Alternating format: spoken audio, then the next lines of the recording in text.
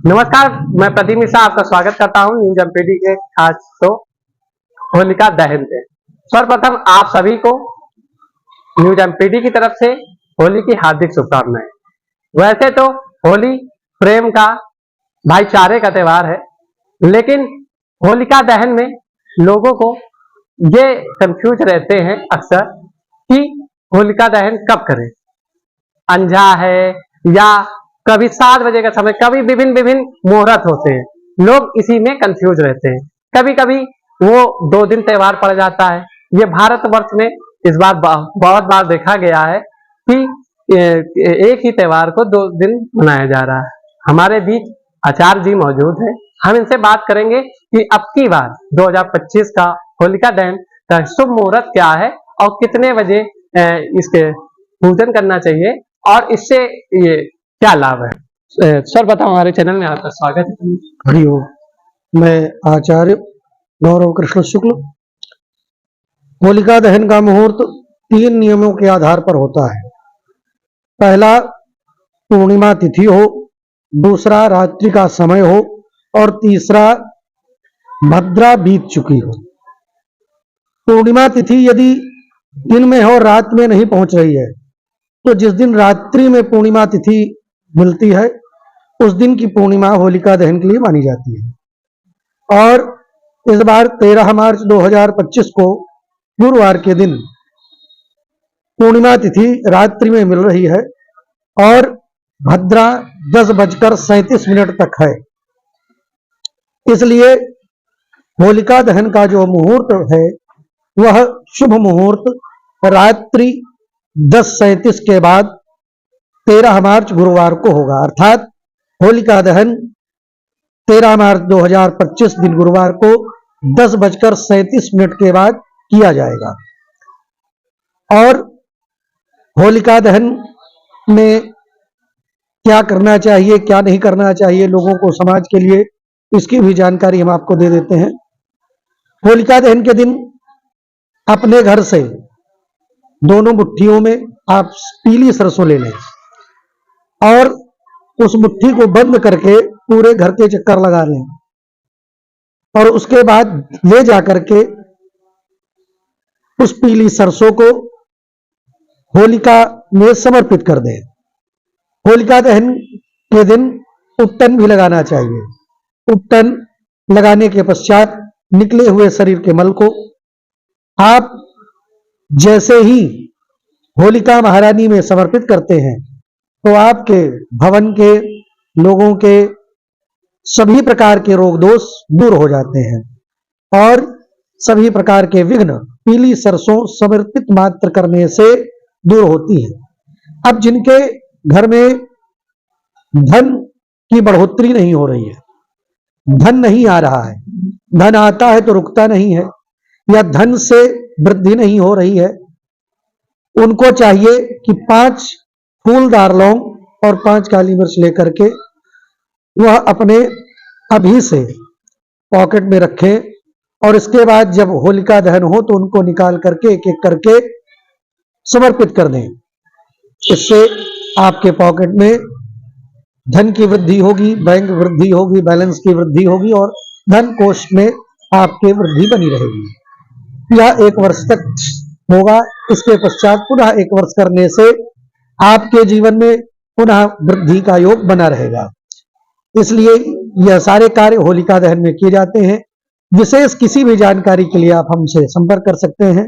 हमारा पता पातालेश्वर महादेवन मंदिर, आचार्य पीठाधीश्वर पंडित गौरव कृष्ण शुक्ल और हमारा फोन नंबर 9616209474। आचार्य जी, देखा गया है कि होलिका दहन की वजह कई कथाएं जुड़ी हुई है पौराणिक, और कई लोग कंफ्यूज रहते हैं कि क्यों होलिका दहन होता है और कब होली खेली जाती है, क्यों होली खेली गई। तो इसके विषय में कुछ हमारे जनता को बताइए।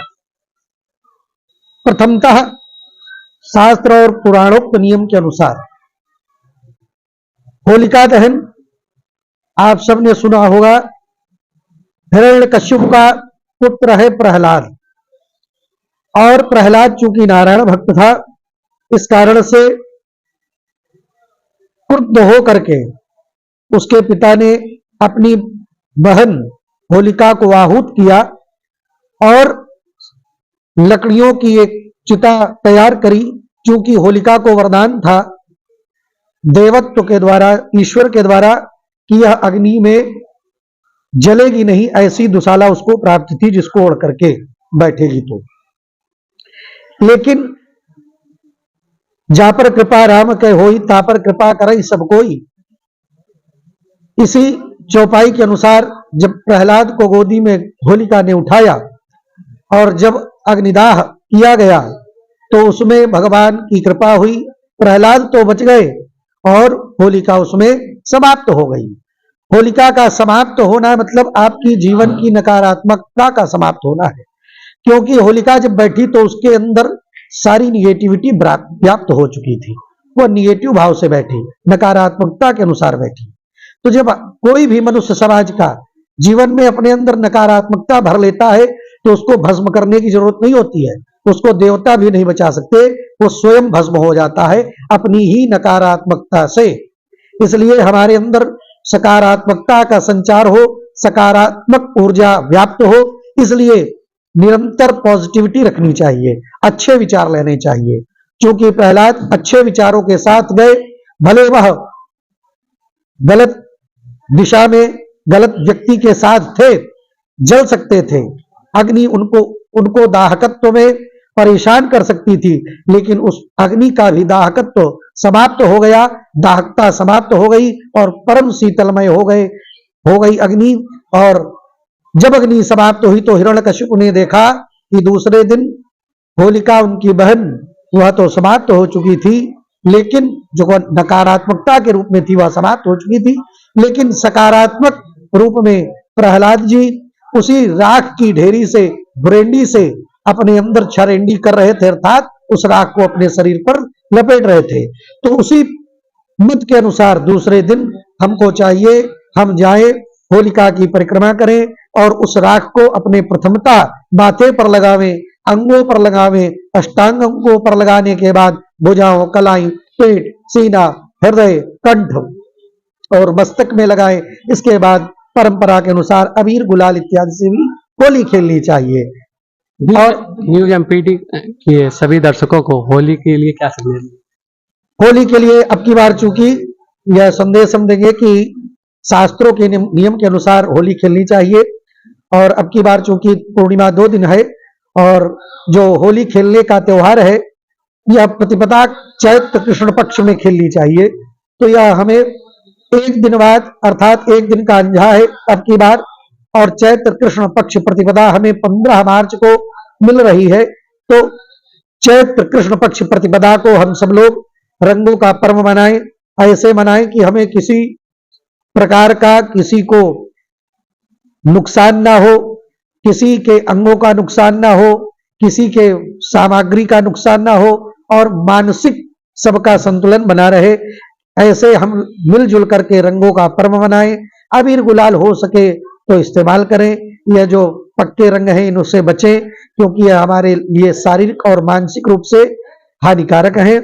और सबके लिए यह प्रेम का त्योहार है, शत्रु भी इसमें मित्र बन जाते हैं। तो मित्रवत होकर के समाज में मित्रता का संदेश दें।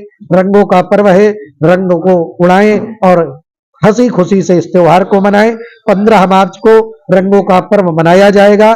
चूंकि काशी में तो होली जलने के पश्चात ही 14 मार्च को चौसठी देवी की पूजा की जाती है, और काशी परंपरा में दूसरे ही दिन जैसे होली जली वैसे ही खेल ली जाती है।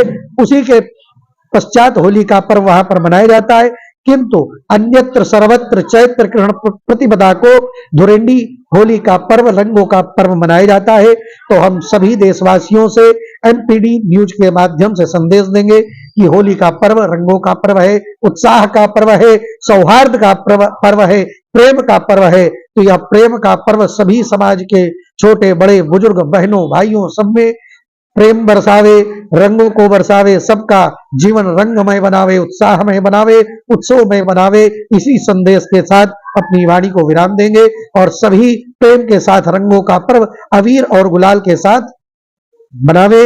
हरिओम, जय श्री राधे, हर हर महादेव। अभी आपने सुना हमारे बीच पंडित आचार्य गौरव शुक्ला जी मौजूद थे, जिन्होंने बताया कि होलिका दहन कब करना है और होली कब मनानी है। तो आप सभी शांतिपूर्ण तरीके से इस होली के पर्व को मनाइए। बने रहिए कैमरामैन गौरव शुक्ला के साथ, मैं Pradeep Mishra, news MPD live.